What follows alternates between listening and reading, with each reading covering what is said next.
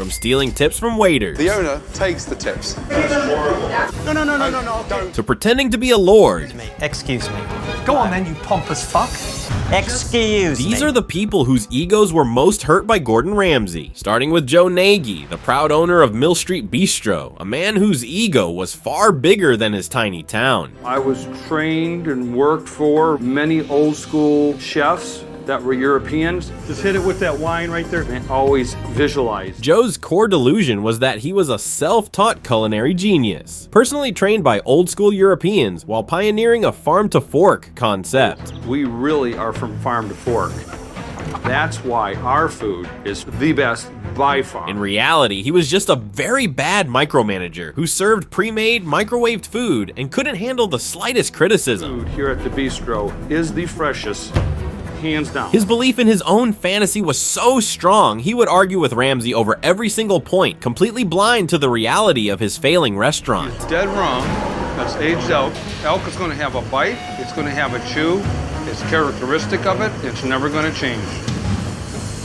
That is a tender piece of elk. I'm frozen fish, frozen oysters. You're deflecting everything. You've made your point. But Ramsay shattered that ego when he confronted Joe in the kitchen about his culinary skills. Let me tell you something. You're not a chef. Stop pretending to be one. Did I tell you I was a chef? You told me you trained with the best chefs in Europe. I didn't fucking tell you that. Joe's entire culinary persona was exposed as a lie, leaving his pride in pieces on the kitchen floor. You're not a fine dining bistro. You're a small man with a fake bistro. You're shooting way above your station. You've totally misjudged your market. Because all these pretentious ideas that you think are gonna work. As soon as Joe says, "I've been self-taught by European chefs," you know you're in for a fun ride, this fan commented. And while Joe Nagy's delusion was built on a fantasy of the past, Sebastian DeMonica's was a bizarre vision of the future. At Sebastian's, the problem wasn't just the food, it was the owner's belief that he had created a revolutionary business model. Sebastian's delusion was that his incredibly convoluted, unique menu concept was a work of genius that would launch a global franchise empire. Okay, my pizzas soon will be in supermarkets. What? I would love to franchise this and have a Sebastian's all over the world. Oh my God. Just think how that sounds. Sebastian's all over the world. That makes me excited. The concept involved thousands of possible combinations that no kitchen could possibly execute, leading to chaos and angry customers. The main concept of the restaurant. What we have is 20 different combinations of marinades, toppings, and seasonings. What you do is you choose one and then you add it to either chicken, portobello mushroom, New York strip, or shrimp. Angus ribeye, prime cut, that's cut for Sebastian's. You can have one of these combinations with an entree, with chips and gravy on the side if you'd like, with one of our side salads. I need some fresh air. The guy's gone. This guy is seriously off his fucking trolley. I just won that one. I won that one. What on earth is going on in his fucked up, delusional mind? Woo! I won that one. I won that one. Despite this, Sebastian was convinced he was the next great restaurant mogul, and Ramsay was simply too small-minded to see his vision. This place was famed for. No, sir, our menu, that concept that baffles you, that's what we're famous for. That's why they're queuing up at the door and you're packing them in right now. I don't know why my business is... Gordon shattered this delusion by taking Sebastian outside and telling him directly that his franchise dream was a nightmare. Listen, big boy, right now you've won jack fucking shit. You've got the audacity to stand there talking to me about a franchise when we can't even get a pizza right. It's a franchisable concept. Why are you so fucking obsessed with becoming famous with a franchise? Why can't you just have a restaurant and cook your ass off and get customers in here for the love of what you're doing? He then scrapped the entire menu, replacing it with just 4 simple dishes, proving during a packed service that simplicity worked while Sebastian's genius system had failed completely. We will have a new menu. Are you all right? Sebastian's, Yes. needs to become known for one thing and one thing only. Fresh pizzas. What are those 2 things there? Pizza ovens. This place can become so popular for homemade. The success of Ramsay's simple menu was the final nail in the coffin for Sebastian's grand vision, completely deflating his entrepreneurial ego. Chef Gordon, where the fuck are you? Where are you? I'm here. You come into my restaurant? Yes. I'm just so Why fucking don't disappointed. shout? You gonna calm Okay? down? Stop Or shall I pointing get your you out finger of at there? me. You gonna Are calm we gonna down? speak like men? You gonna speak to me like a man? It's hard to hear that what you've done is a failure. Come on, guys. Salmon and chicken away, yeah? Roasted vegetables, let's go. It's true, some of the stuff he says. Maybe I was a little twisted with my ideas and my goals. If you look at the numbers, then I guess it looks like I'm failing. Fans knew what he was all about. Sebastian didn't want his restaurant saved, he just wanted to be famous for his concept. Guy got his wish in the end. Sebastian's delusion was about his business concept, unlike Amy Buzaglo, whose delusion was intensely and aggressively personal. Welcome to Amy's Baking Company, the home of arguably the most delusional owner in television history. Amy's delusion was absolute. She was a world-class baker and chef whose food was perfect, and any and all criticism was a malicious lie fabricated by online haters. Approximately 2 years ago, these reviewers and these bloggers decided to make up lies and say that they ate the food and it was disgusting. Son of a bitch. And we lost a tremendous amount of business because of it. They're just fucking haters. The food we're making is going straight to the trash, and there are starving people that could be eating it, but instead these people decide that they're going to come fuck with my life. She screamed at customers, fought with her staff, and had a complete meltdown when confronted with reality. No. You keep saying that. You've been saying that for an hour. Look at him, he's like, where's my pizza? Really? Send him home! Yeah, you have a pizza, it's coming. You want to wait, you wait. You don't want to stay with... Listen to me when I'm speaking to you. Do not walk away from me. You don't work here anymore, okay? Don't start crying. Why are you behaving like this? No, oh my God. Please, come on. Since I'm talking, I wasn't doing anything. Kid, I wasn't doing anything. You had an attitude with me all night don't long, worry, Katie. don't worry, please. Okay, I quit. No, you're not. I quit. You're not. She You're is. In Amy's world, she was the victim, a brilliant artist under attack from a world that couldn't comprehend her I perfection. believe that once Chef Ramsay tastes my food, as a chef, he'll be able to tell that this is what God wants me to do. Normally is good. I don't have people sending In a things. first for the show, Ramsay couldn't shatter her ego because it was impenetrable. Instead, he delivered the ultimate blow by giving up. To run the business the way you want to run your business. I have the right to do the right thing. And the right thing for me is to get out of here. Good luck. We don't need his help. Maybe he knows that. It all has to come down. And now he's gone. He walked away. He'll go on with his life. Sammy and I will go on with our life. The girl said she thinks that Chef Ramsay won't be able to change them. She was telling the truth. At the end, Ramsay saw how stubborn they were. He got up of his seat and left. And while Amy's delusion was a deep hatred for the outside world, Robert Dean's was a fantasy world he built for himself. At the Juniper Hill Inn, owner Robert Dean wasn't just running a hotel, he was performing a role. We thought that you should live with nice things if you can afford them. This looks good there, Robert. I thought you'd like it. The guests that we don't want here are people who don't Back have in 1902, it's meant to be a relaxed evening. And Order in. And that's a recipe for disaster. His delusion was that he was the sophisticated lord of a historic manor, surrounded by priceless antiques and catering to an elite clientele. Robert believes this place is his playground. Yeah. And a playground for his friends. He's got to have a lot of clothes made by your... The truth was a nightmare of filth, debt, and fake antiques. Christ, there's enough in here to open 3 restaurants. Is all this stuff still brand new? most of it is brand new. Littered with thousands of dollars. Robert's got so Robert lived in a bubble, treating his staff like servants. We're lucky if we're doing, $15,000 a month. What does it cost to keep the place open? 30. Really? Yep. So you're losing $200,000 a year? It's been a Look at this stuff, honestly. I mean, they must be packed with thousands of dollars worth of... Hundreds of thousands of dollars. How much stuff does one need? And ignoring the financial ruin and decay that surrounded him, all to maintain his fantasy of being a high society innkeeper. You are kidding me. Not at all. I wanted just... Jesus Christ. Scares me half to death. Oh my God. This is insane. It would only take a day or two to sort out this hoarder's habit. But Ramsay sat him down in front of the staff and confronted him about his denial, as well as the mountain of unpaid bills. This completely shattered his fantasy of being a lord. It's not all about you, Robert. Robert's world, Robert's bubble, Robert's dream. You're not the Lord of the Manor. And you're not the Great Gatsby. You're Robert. There's only me in here. Excuse me. Go on then, you pompous fuck. I'm a liar.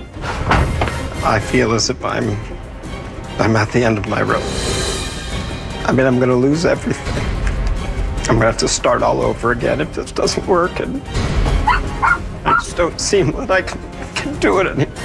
Fans mocked his attitude as this one noted, "Excuse me? I am the boss." Absolutely irrelevant and clearly trying to brag about his rank LOL. Robert acted like the lord of the manor, unlike Abby Cabral, who acted like the warden of a prison.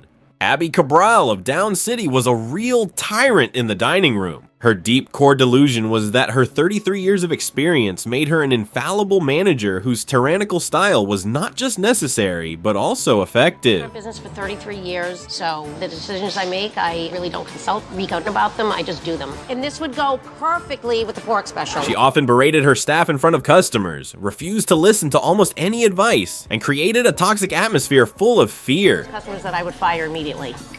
Yeah. You fire customers? I have. Okay. In her mind, she was an old school professional keeping everyone in line. To everyone else, she was the one single biggest reason the restaurant was failing. Cooking background, but you'd put the menu together. Abby, you've got to understand how frustrating this is. It's ridiculous. I don't know what to say. Fix it. You fix it. That's why you're Oh, here. come on, Abby. How can I fix it when you stand there in front of your team rating you and your restaurant and your food 10 out of 10? Dreamer. But when finally faced with her own kitchen's filth, Gordon's brutal insult was the final blow. Bag of chicken carcasses. On this one here, you've got some raw chicken, cooked pork there. This is you with 30 years in the business. Yeah, hold on, it gets worse. I don't know what that is. Well, look at cheese or something, but what is that there? What is that? What, you lost for words? The place is a filthy mess. Look, what is that? Lamb bones? In that instant of failure, her carefully constructed image as an infallible veteran was completely undone. I'm completely questioning myself, and I hope we can have a conversation about what needs to be done in this restaurant. And fans were unanimous about her attitude. I hate it when she says, "Wow, you told this man to come and help, then can't take criticism." While Abby's delusion was about her management style, Elise Wims was about her place in the kitchen hierarchy. Elise Wims was a real force of nature in Hell's Kitchen, but her obvious talent was matched only by her massive ego. I'm not going to shout over you. I've got 10 seconds, a window to call these out. Come here, you. Big mouth, come here. Call out the fucking ticket. Come here. Call out the ticket. Y'all ready? We need 1 scallop, 2 risotto for appetizer. Her delusion was that she was a supremely talented diva chef who of course was consistently undermined by the incompetence and jealousy of her teammates. Points on the board, and I'm still fucking mopping.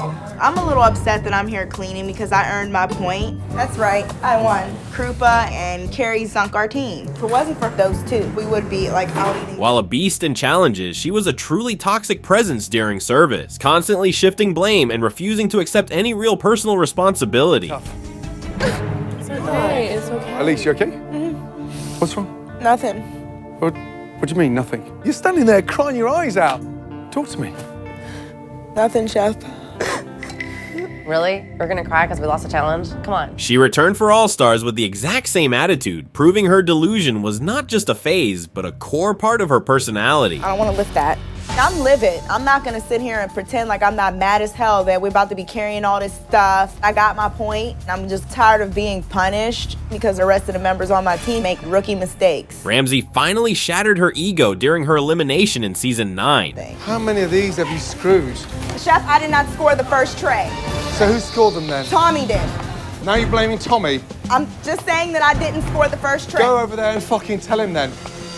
I want to see what you say to him. Come here. I did not Tommy score stood them. I right blocked them over for you. there in front of me before service and scored and basted them. No, I did not score them, and I'm not lying. Play the replay. I'm unwrapping your Wellingtons for you. No problem. But I'm not. After watching her blame everyone else yet again, he looked her in the eye and directly refuted her narrative that she was the victim. Biggest problem with you?